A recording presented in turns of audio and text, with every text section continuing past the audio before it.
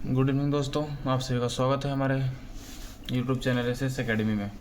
मैं शिवम शर्मा आज आप सभी के लिए एक बहुत ही इम्पोर्टेंट क्लास लेके आया हूँ।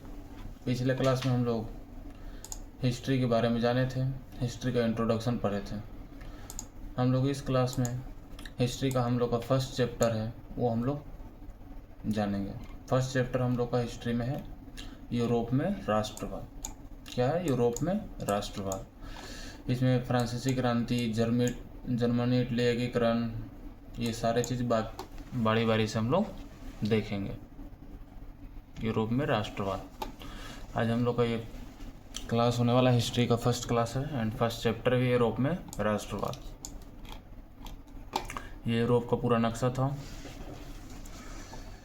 फिनलैंड, स्वीडन, नॉर्वे सारे देश हैं। UK, England, Germany, Poland, Ukraine, Romania, Italy, ये सारा चीज़ हम लोग इस चैप्टर में देखेंगे। हमारा है यूरोप में राष्ट्रवाद। आज का टॉपिक है दोस्तों यूरोप में राष्ट्रवाद। इसका परिचय के बारे में देखते हैं। तो राष्ट्रवाद का अर्थ क्या होता है, इसका परिभाषा क्या है? राष्ट्रवाद का अर्थ और परिभाषा। राष्ट्रवाद एक ऐसी विचारधारा है जिसमें लोग अपने राष्ट्र के प्रति गहन प्रेम, निष्ठा और एकता का भाव रखते हैं। यह केवल राजनीतिक अवधारणा नहीं है बल्कि सामाजिक, सांस्कृतिक और भावनात्मक तत्वों का भी संगम है। राष्ट्रवाद का अर्थ क्या है दोस्तों? राष्ट्रवाद का अर्थ है राष्ट्रवाद एक ऐसी विचारधारा है। राष्ट्रवाद क्या है? एक ऐसी विचारधारा है जिसमें लोग अपने राष्ट्र के प्रति गहरा प्रेम, निष्ठा और एकता का भाव रखते हैं। यह केवल राजनीतिक अवधारणा नहीं है बल्कि सामाजिक, सांस्कृतिक और भावनात्मक तत्वों का भी संगम है। राष्ट्र का अर्थ क्या होता है?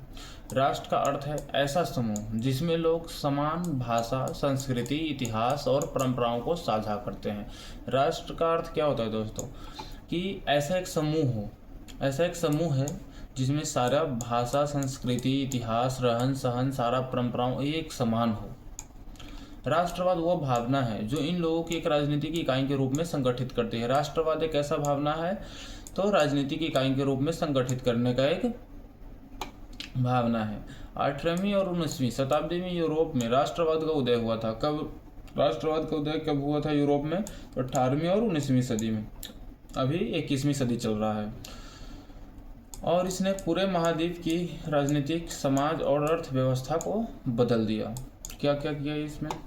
18वीं और 19वीं शताब्दी में यूरोप में राष्ट्रवाद का उदय हुआ और इसने पूरे महाद्वीप में राजनीतिक, समाज और अर्थव्यवस्था को ही बदल डाला। यूरोप में राष्ट्रवाद का ऐतिहासिक पृष्ठभूमि क्या है? तो यूरोप में राष्ट्रवाद का उदय अचानक नहीं हुआ था। यूरोप में राष्ट्रवाद का उदय दोस्तों अचानक नहीं हुआ था बल्कि यह कई ऐतिहासिक घटनाओं और सामाजिक परिवर्तनों का परिणाम था। क्या था? यूरोप में राष्ट्रवाद का उदय अचानक नहीं हुआ था बल्कि यह कई ऐतिहासिक घटनाओं, कौन कौन सी घटनाओं? ऐतिहासिक घटनाओं और सामाजिक परिवर्तनों का परिणाम था। जैसे कि मध्यकालीन यूरोप की स्थिति देखते हैं। मध्यकाल में यूरोप छोटे छोटे राज्यों और साम्राज्यों में विभाजित था। क्या था दोस्तों? मध्यकाल में यूरोप छोटे छोटे राज्यों और साम्राज्यों में विभाजित था। यहाँ पर राजा और सामंतों का शासन था। किसका शासन रहता था मध्यकाल में? कहाँ पर? मध्यकाल में। यूरोप उस टाइम पे छोटे छोटे राज्यों और साम्राज्यों में विभाजित था। यहाँ पर जो छोटे छोटे जो राज्य थे, कहते छोटे छोटे जो राज्य थे, इसका जो था शासन यहाँ पर जो करते थे उनको किस नाम से पुकारा जाता था? तो उनको पुकारा जाता राजा और सामंतों का शासन था। जनता में राष्ट्रीय पहचान की भावना नहीं थी। उस टाइम पे, उस समय पर जनता में राष्ट्रीय पहचान की भावना नहीं थी। लोग अपनी स्थानीय पहचान जैसे गांव, प्रांत से जुड़े थे। गांव, प्रांत, नगर से जुड़े थे। उस टाइम कोई भी राष्ट्र के हित के बारे में नहीं सोचता था। जर्मनी और इटली कई कई छोटे राज्यों में बटे हुए थे। जिस टाइम भी यूरोप बहुत सारे राज्यों में बटा हुआ था, बहुत सारे भाग में बटे हुए थे, उसी तरह उस टाइम पे जर्मनी और इटली भी कई छोटे छोटे राज्यों में बटे हुए थे। तो यूरोप में जो राष्ट्रवाद हुआ उसका पुनर्जागरण का प्रभाव देखते हैं। पुनर्जागरण ने यूरोप में ज्ञान, विज्ञान और कला को पुनर्जीवित किया। पुनर्जागरण ने किस चीज़ को जीवित किया? तो पुनर्जागरण ने यूरोप में ज्ञान, विज्ञान और कला को पुनर्जीवित किया। लोगों में सोचने और समझने की क्षमता बढ़ी। लोगों में क्या चीज़ की क्षमता बढ़ा? तो सोचने और समझने का क्षमता बढ़ा। व्यक्तिवाद का विकास हुआ। राष्ट्रीय पहचान की भावना धीरे धीरे उभरने लगी। किस चीज़ का भावना धीरे धीरे उभरने लगा? तो राष्ट्रीय पहचान की भावना धीरे धीरे उभरने लगी। औद्योगिक क्रांति, इंडस्ट्रियल रिवॉल्यूशन। औद्योगिक क्रांति उस टाइम पे क्या था? औद्योगिक क्रांति ने भी राष्ट्रवाद को बहुत बढ़ावा दिया है, जिसमें नए नए उद्योगों का विकास हुआ। लोगों का शहरों की ओर पलायन हुआ। कहाँ से? गांव से लोगों को, पब्लिक को किस ओर पलायन हुआ? तो शहरों की ओर पलायन हुआ। किस ओर? शहरों की ओर। एक समान बाजार और कानून की आवश्यक महसूस हुई। एक समान बाजार और कानून की आवश्यकता महसूस हुआ उस टाइम पर। इससे एक राष्ट्र, एक बाजार की अवधारणा मजबूत थी। ये जो टॉपिक है बहुत ही इम्पोर्टेंट टॉपिक है, बहुत बार एग्जाम में पूछा जा चुका है, एग्जाम से रिलेटेड है। क्या क्या रिलेटेड है एग्जाम से? तो लोगों का शहर की ओर पलायन हुआ। कहाँ पलायन हुआ? शहर की ओर। एक समान और बाजार, कानून की आवश्यकता महसूस हुई। किसका महसूस हुआ? तो एक समान बाजार और कानून की आवश्यकता महसूस हुई। इसमें एक राष्ट्र, एक बाजार की अवधारणा मजबूत हुई। तो एग्जाम के दृष्टिकोण से बहुत ही इम्पोर्टेंट है। थर्ड है जब फ्रांसीसी क्रांति और राष्ट्रवाद। इसके बारे में पढ़ेंगे, फ्रांसीसी क्रांति और राष्ट्रवाद। यूरोप में राष्ट्रवाद के विकास में फ्रेंच रिवॉल्यूशन का बहुत बड़ा योगदान था। किसका योगदान था? तो फ्रेंच रिवॉल्यूशन का। फ्रांसीसी क्रांति के प्रमुख प्रभाव क्या था? तो समानता और स्वतंत्रता का विचार। किसका? समानता और स्वतंत्रता का।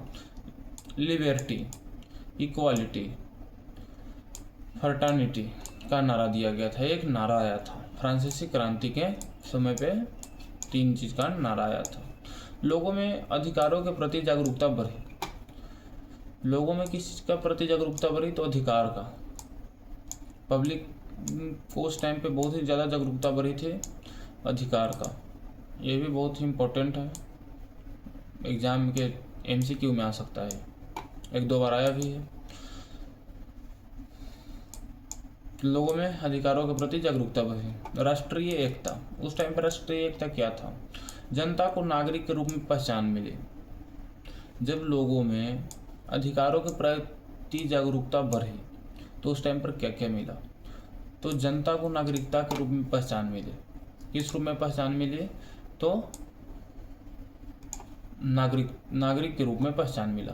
राष्ट्र को जनता की इच्छा का प्रतीक माना गया। क्या माना गया? राष्ट्र को जनता की इच्छा का प्रतीक माना गया। उस टाइम पर जनता को नागरिक के रूप में पहचान मिली, और वो कब मिली? लोगों में अधिकारों के प्रति जब जागरूकता बढ़ी तो जनता को नागरिक के रूप में पहचान मिली। राष्ट्र को जनता की इच्छा का प्रतीक माना गया।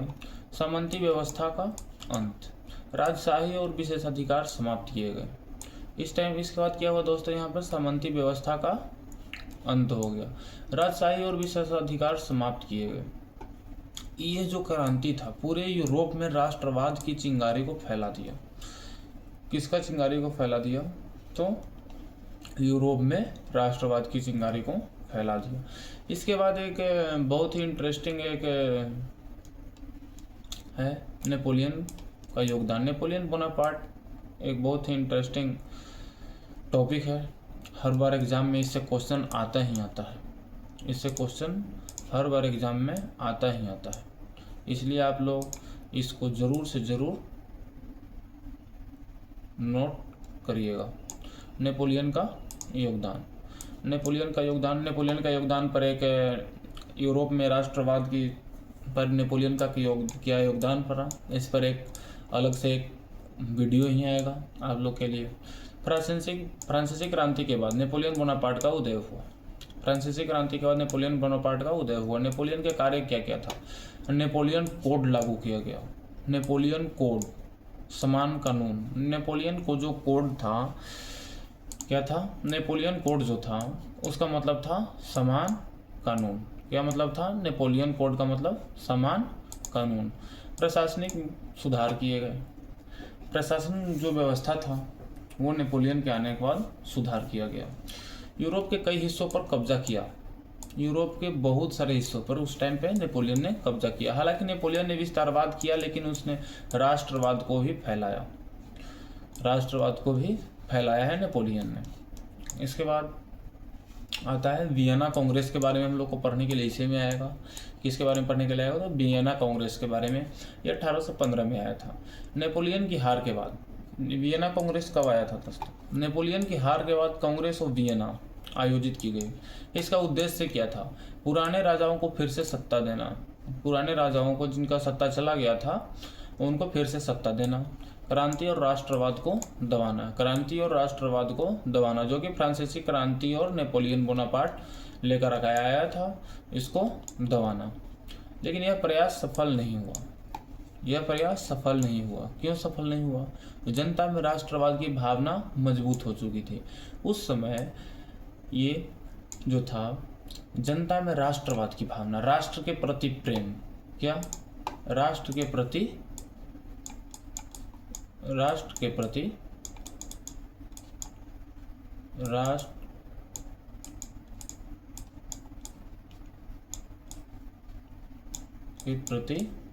प्रेम था, जो कि बहुत ही ज़्यादा बढ़ गया था। ठीक है दोस्तों, राष्ट्र के प्रति प्रेम, इसलिए यह चीज़ सफल नहीं हो पाया।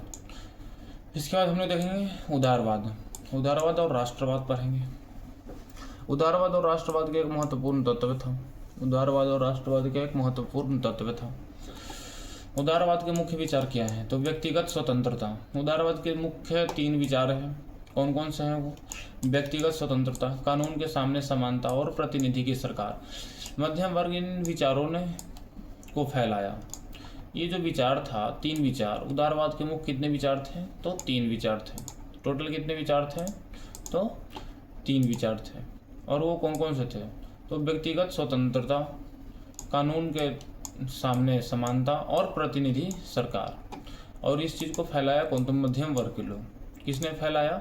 तो मध्यम वर्ग के लोगों ने इसको फैलाया। इसके बाद में हम लोग को पढ़ने के लिए इसी चैप्टर में आएगा यूरोप के राष्ट्रवाद में रोमांटिक राष्ट्रवाद। 19वीं सदी में रोमांटिक राष्ट्रवाद का विकास हुआ। विशेषताएं, भावनात्मक जुड़ाव हुआ। इसमें लोक संस्कृति, भाषा और परंपराओं पर जोर दिया गया। कला और साहित्य के माध्यम से राष्ट्रवाद का प्रचार किया गया। कवियों और लेखकों ने राष्ट्रवाद को लोकप्रिय बनाया। इसके बाद हम लोग को पढ़ेंगे जर्मनी और इटली का एकीकरण। ये बहुत ही इंपॉर्टेंट टॉपिक है दोस्तों, और इससे हर बार क्वेश्चन आया है।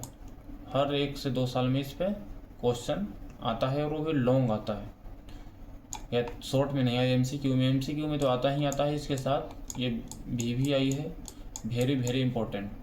भी आई वेरी वेरी इंपॉर्टेंट है ये चीज़। जर्मनी और इटली का एकीकरण, इससे एक नए क्वेश्चन आता ही आता है। इसके बाद हम लोग देखेंगे जर्मनी की। इसमें हम लोग क्या क्या पढ़ेंगे? जर्मनी का एकीकरण। जर्मनी पहले 39 राज्यों में विभाजित था। कितने? 39 राज्यों में। इसका प्रमुख नेता था ओटो वॉन बिस्मार्क। कौन था? Otto von Bismarck. रक्त और लोहा, blood and iron. Blood and iron Bismarck की नीति था। बिस्मार्क का क्या नीति था? रक्त और ब्लड एंड आयरन। युद्ध और कूटनीतिक माध्यमों से एकीकरण किया गया था। 1871 में जर्मनी एक राष्ट्र बना। जर्मनी राष्ट्र कब बना? तो 1871 ईस्वी में बना। कब बना? 1871 में बना। कब? 1871 में। ये भी बहुत इंपॉर्टेंट है। इटली का एकीकरण। इटली भी कई राज्यों में बटा हुआ था। इसका प्रमुख नेता 1861 में इटली का एकीकरण किया गया। इसके बाद हम पढ़ेंगे इसी चैप्टर में राष्ट्रवाद के प्रभाव के बारे में। राष्ट्रवाद के प्रभाव के बारे में। सकारात्मक इसका प्रभाव क्या था? राष्ट्रीय एकता, क्या लोकतंत्र का विकास हुआ, विदेशी शासन से मुक्ति मिला। नकारात्मक प्रभाव हुआ, युद्ध और संघर्ष हुआ, साम्राज्यवाद हुआ, जातीय संघर्ष हुआ। इसके बाद राष्ट्रवाद और आधुनिक यूरोप के बारे में हम लोग को पढ़ने के लिए आएगा। इसमें से भी क्वेश्चन आता है, ये भी बहुत इम्पोर्टेंट है आप लोगों के लिए, वेरी वेरी इंपॉर्टेंट है टॉपिक। राष्ट्रवाद और आधुनिक यूरोप के बारे में। आज का यूरोप राष्ट्रवाद के आधार पर बना है। आज का यूरोप जो है राष्ट्रवाद के आधार पर ही बना हुआ है। अलग अलग राष्ट्र राज्य बने हैं, लोकतांत्रिक संस्थाओं का विकास हुआ है, और अंतर्राष्ट्रीय सहयोग बढ़ा है। लेकिन आज भी राष्ट्रवाद एक महत्वपूर्ण राजनीतिक शक्ति है। आज भी क्या है, राष्ट्रवाद एक बहुत ही महत्वपूर्ण राजनीतिक शक्ति है। इसका तो यूरोप में जो राष्ट्रवाद था, इसका इंट्रोडक्शन यही है। इसका निष्कर्ष हम लोग देख लेते हैं। निष्कर्ष में क्या किया है। यूरोप में राष्ट्रवाद एक शक्तिशाली आंदोलन था जिसने पुराने सामंती ढांचे को तोड़ा, नए राज्यों का निर्माण किया, लोकतंत्र और स्वतंत्रता को बढ़ावा दिया। फ्रांसीसी क्रांति से शुरू होकर जर्मनी और इटली के एकीकरण तक राष्ट्रवाद ने यूरोप का नक्शा ही बदल दिया। ये आप लोग नोट कर लीजिए, ये बहुत ही इंपॉर्टेंट है। ये